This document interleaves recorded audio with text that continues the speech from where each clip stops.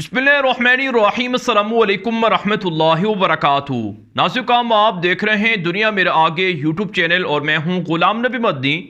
इस वीडियो के अंदर भारत से, मकबूजा कश्मीर से, चाइना से ताज़ा और बड़ी खबरें हैं वो आपके सामने रखने जा रहे हैं।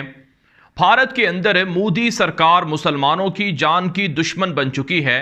मोदी हुकूमत ने हिंदुओं को इस कदर मुश्तइल कर दिया है कि अब वो हर मुसलमान की जान के दुश्मन बन चुके हैं। भारत को हिंदू राष्ट्र बनाने के लिए आरएसएस और बीजेपी के हिंदुओं का गठजोड़ हुआ है और पूरे भारत के अंदर मुसलमानों पर हमले शुरू हो चुके हैं।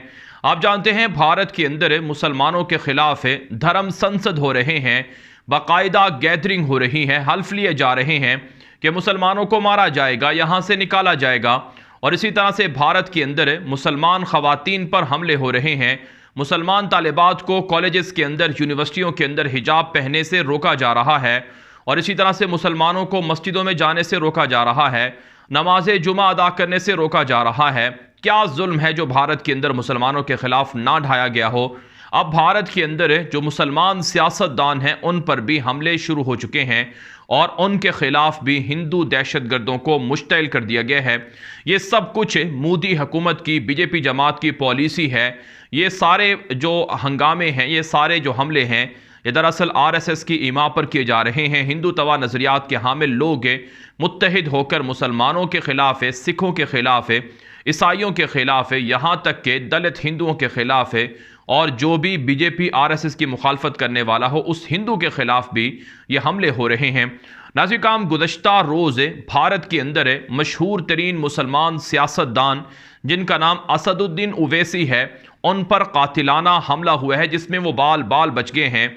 इत्तला सामने आ रही हैं कि ऑल इंडिया इत्तेहादुल मुस्लिमीन के सरबराह हैं असदुद्दीन ओवैसी, इन पर हमला हुआ है जो रियासत यूपी के अंदर इंतखाबी जलसे से वापस आ रहे थे कि इनकी गाड़ी पर फायरिंग की गई है और उन्होंने खुद बताया है कि हमला आवर 3 या 4 थे। खुशकिस्मती से असदुद्दीन ओवैसी इस फायरिंग के वाक़े में महफूज रहे हैं और उनकी गाड़ी को नुकसान पहुंचा है, जिसके बाद वो दूसरी गाड़ी से वापस अपनी मुतल्लिका ठिकाने पर पहुंचे हैं। नाज़िर असदुद्दीन ओवैसी, इनका ताल्लुक हैदराबाद दक्कन से है और नाज़िर ये भारत के अंदर मुसलमानों की तवाना आवाज़ हैं और इनके खिलाफ है। ये कोई पहली मरतबा हमला नहीं हुआ है बल्कि चंद महीने पहले भी इनके घर पर हमला हुआ था, गाड़ी को नुकसान पहुंचाया गया था। इनके घर पर हिंदू मुश्तइल लोगों ने हमला करके नुकसान पहुंचाया था और इससे पहले भी इन्हें कत्ल करने की धमकियां दी जाती रही हैं क्योंकि ये मुसलमानों के हक़ में आवाज़ बुलंद करते हैं, क्योंकि ये बीजेपी और आरएसएस की जो मुसलमानों के ख़िलाफ़ दुश्मनी वाली पॉलिसियाँ हैं उनको बेनकाब करते हैं। इस वजह से इनके दुश्मन हिंदू मुश्तइल हो चुके हैं और अब इनको जान से मारने की धमकियां दी जा रही हैं। ये सिर्फ असदुद्दीन ओवैसी का मामला नहीं है बल्कि भारत के अंदर हर वो मुसलमान जो मुसलमानों की आवाज़ बने, हर वो शख्स जो मुसलमानों के हक़ में आवाज़ बुलंद करे, उसे निशाना बनाया जाता है। आप जानते हैं कि भारत के अंदर जो मुसलमानों के हक़ में CAA NRC नामी जो मुतनाज़ा कवानीन लाए गए थे, उनके ख़िलाफ़ एहतजाज करने वाले जो मुसलमान स्कॉलर्स थे, नौजवान एक्टिविस्ट थे, वो आज भी जेलों के अंदर हैं। यहाँ तक कि लड़कियाँ जो मुसलमान तालिबात थीं, जो मुसलमान सोशल एक्टिविस्ट थीं, वो भी आज भी जेलों के अंदर हैं। तो यूँ नाज़िर भारत के अंदर मुसलमानों के ख़िलाफ़ एक मुनज़्ज़म मुहिम मोदी हुकूमत ने शुरू कर रखी है जिसमें मुसलमानों को बतदरीज मारा जाना है, मुसलमानों को भारत से, सियासत से दूर करना है और भारत के अंदर मुसलमानों को हिंदुओं का ग़ुलाम बनाना है या भारत से बेदखल करना है। तो इस सिलसिले में भारत के मुसलमानों को जाग जाना चाहिए कि कितने जुल्म उनके ख़िलाफ़ हो रहे हैं, लेकिन फिर भी वो आपस में इख्तिलाफ़ात का शिकार हैं, उनके दरमियान में इत्तिहाद नहीं है और वो आपस में एक दूसरे का गिरबान खींचते हैं, एक दूसरे की टांगें खींचते हैं, जिसकी वजह से हिंदू मुश्तइल होकर उन पर चढ़ाई कर रहे हैं। नाज़िर सिर्फ भारत के अंदर मुसलमानों पर ही जुल्म नहीं हो रहे बल्कि भारत के अंदर ईसाइयों पर भी जुल्म हो रहे हैं, सिखों पर भी जुल्म हो रहे हैं, दलित हिंदुओं पर भी जुल्म हो रहे हैं। यहाँ तक कि खबरें सामने आ रही हैं, जो आज की बड़ी खबर है कि तमिलनाडु के अंदर 40 से दलित हिंदू मुसलमान हो गए हैं।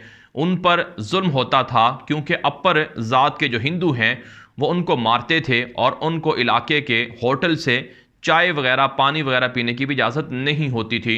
तो दलित हिंदू अब मुसलमानों के साथ जुड़ रहे हैं, इस्लाम कबूल कर रहे हैं, और इसी तरह से मुसलमानों को मारा पीटा जाता है कि वो यहाँ आकर कारोबार क्यों करते हैं, यहाँ पर हिंदुओं का इलाका है वो यहाँ पर क्यों आते जाते हैं। तो इस तरह के वाक़यात भारत के अंदर रिपोर्ट हो रहे हैं। लिहाजा भारत के अंदर बसने वाले चाहे मुसलमान हों, चाहे सिख हों, चाहे दलित हिंदू हों, चाहे ईसाई हों, इन सब को मुत्तहिद होकर भारत की बीजेपी हुकूमत की जालिमाना पॉलिसियों के ख़िलाफ़, आरएसएस की इश्ताल अंगेज़ पॉलिसियों के ख़िलाफ़ लड़ना होगा और असदुद्दीन ओवैसी को अपने साथ जो अवाम है उनको खड़ा करके एहतजाज करना होगा और मोदी से इंसाफ मांगना होगा। आप जानते हैं असदुद्दीन ओवैसी की बड़ी मकबूलियत है और इनको भारत के अंदर काफ़ी वोट पड़ते हैं, इनका वोट बैंक बहुत बड़ा है, इनका हल्का भी बहुत बड़ा है। तो इनके जो फॉलोअर्स हैं, इनके जो फैंस हैं, जब तक वो सड़कों पर नहीं निकलेंगे और बीजेपी के ख़िलाफ़ एहतजाज नहीं करेंगे तब तक उन्हें इस तरह के मजालिम से निजात मिलने वाली नहीं है और इस तरह के हमले उन पर बार बार हो सकते हैं। लिहाजा उन्हें चाहिए कि वो अपनी आवाम को, अपने फॉलोअर्स को बाहर निकालें और मोदी से इस जालिमाना कातिलाना हमले का बदला लें और पूछा जाए कि आखिर ऐसा क्यों किया गया है। भारत का हम अब बात कर लेते हैं चीन और भारत के दरमियान तलखियों के हवाले से, तनाज़ात के हवाले से। चीन ने भारत के सीने में फिर से खंजर घोंप दिया है। आप जानते हैं चाइना और भारत के दरमियान वादी गलवान में जून 2020 में लड़ाई हो चुकी है, जिसके अंदर जो भारत के फ़ौजी हैं वो मारे गए थे और भारत के दर्जनों फ़ौजी लापता भी हुए थे। इस वक्त चाइना के अंदर जो ओलंपिक मुकाबले हैं उनका इनेकाद शुरू हो रहा है। ऐसे में ओलंपिक मुकाबलों के आगाज़ में टार्च रेले में एक चीनी फ़ौजी ने शमूलियत इख्तियार की है, जिस पर भारत काफ़ी नाराज़ हुआ है और भारत ने बीजिंग के अंदर जो सरमाए ओलंपिक्स मुकाबले हैं उनके अंदर शिरकत से इनकार भी कर दिया है। इस हवाले से नासिर काम एक रिपोर्ट में ये बताया जा रहा है कि बीजिंग के अंदर सरमाए ओलंपिक्स के टॉर्च रेले में शामिल एक चीनी फ़ौजी की वीडियोज़ और तस्वीर चीनी मीडिया पर काफ़ी नुमाया तौर पर पेश की गई। ये चीनी फ़ौजी दरअसल पीपल्स लिबरेशन आर्मी के रेजिमेंट कमांडर के फाबाओ हैं, जो भारत और चीन के फ़ौज के मबैन सन 2020 में सरहदी इलाके गलवान में होने वाली फ़ौजी झड़प के अंदर शामिल थे। इस झड़प में भारत के कम से कम 20 जवान मारे गए थे, जो भारत का दावा है, लेकिन इससे ज़्यादा लोग मारे गए थे। चीन के सरकारी रोज़नामा ग्लोबल टाइम्स ने के फाबाओ को एक हीरो करार देते हुए बताया कि वो ओलंपिक टार्च रेले में शामिल 1200 मशल बरदारों में से एक थे। अखबार ने लिखा कि फाबाओ भारतीय फ़ौज के साथ झड़प में ज़ख्मी हो गए थे और उनके सर पर चोट आई थी। अब भारत इस मामले पर नाराज़ है कि फाबाओ दिसंबर में चीन के सरकारी टेलीविज़न CCTV पर नज़र आए थे और कहा था कि वो दोबारा मैदान जंग में वापस लौटने और लड़ने के लिए तैयार हैं। भारत में PLA के रेजिमेंट कमांडर फाबाओ को ओलंपिक्स टार्च रेले में शामिल किए जाने पर सख्त नाराज़गी का इजहार किया जा रहा है और इस हवाले से भारत ने इन ओलंपिक मुकाबलों की इफ्तिताही तकरीब में शिरकत से भी इनकार कर दिया है। तो यूं नाज़िर काम भारत को कत्ल करने वाले, भारतीय फ़ौजियों को कत्ल करने वाले और भारत के सीनों में खंजर घोंपने वाले, तीर घोंपने वाले जो चीनी फ़ौजी हैं वो आज हीरो बने हुए हैं और दुनिया के अंदर उन्हें हीरो बनाकर पेश किया जा रहा है, जिससे भारत को बड़ी तकलीफ़ है।